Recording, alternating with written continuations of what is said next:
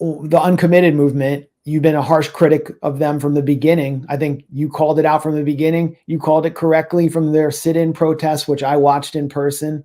And now to this current moment, we see they were on the take from a Democratic PAC. They had basically been compromised. So fit that into.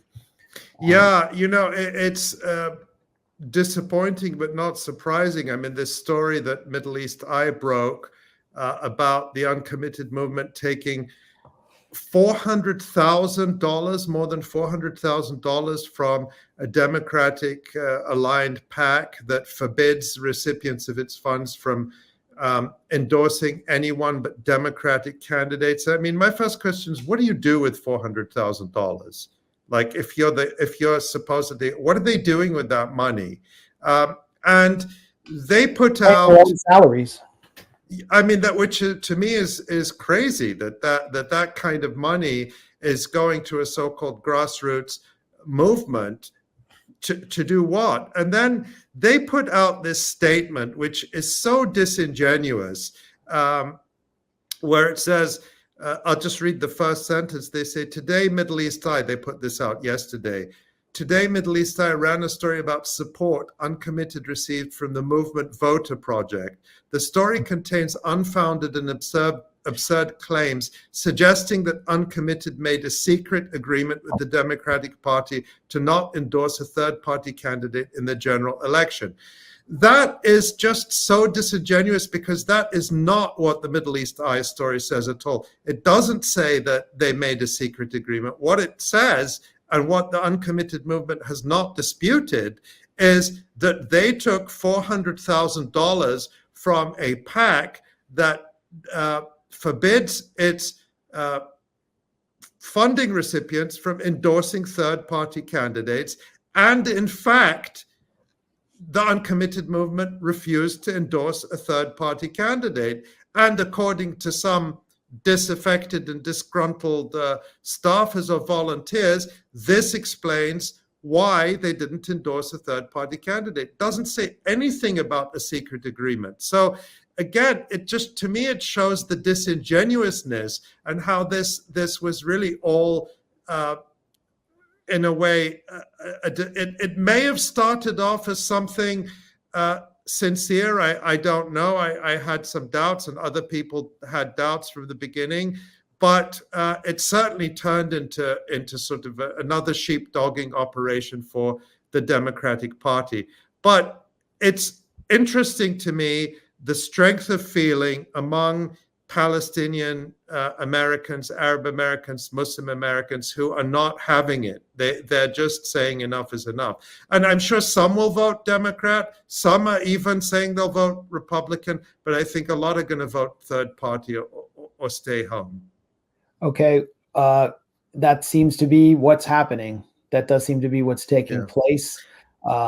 And just the one point I wanted to make, Max, before you let me go, is that there's this whole narrative. I saw someone tweeted this yesterday, and it really resonated with me. And I'm sorry if I forget their name, but I did retweet them on my timeline. Who said that,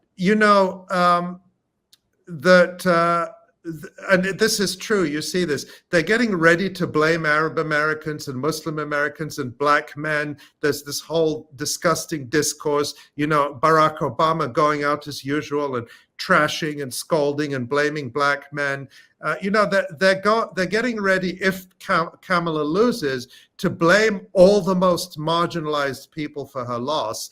And no one ever mentions the fact, maybe because it's so well known to everyone, that a solid majority of white people have voted Republican in every presidential election going back to at least the 1960s.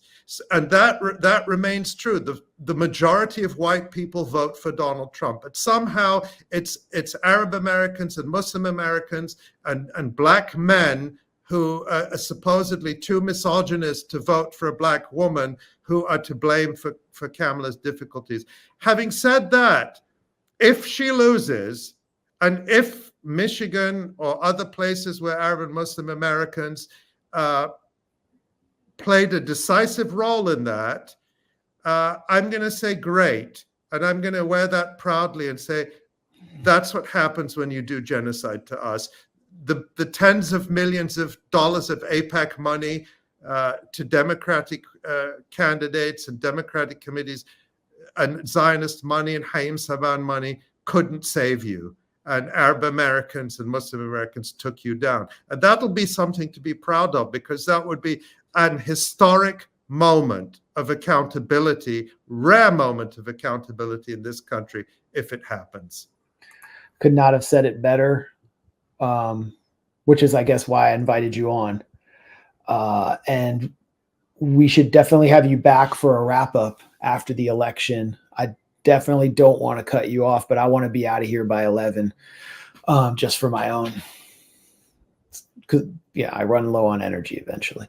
But that was a fantastic intervention, Ali Abunimah from Electronic Intifada. Everyone, if you're not following that, and especially their accounts from Gaza, which are searing, check out Electronic Intifada and their live streams. Ali, thanks a lot for joining us. And thank you both. I hope your prediction comes true.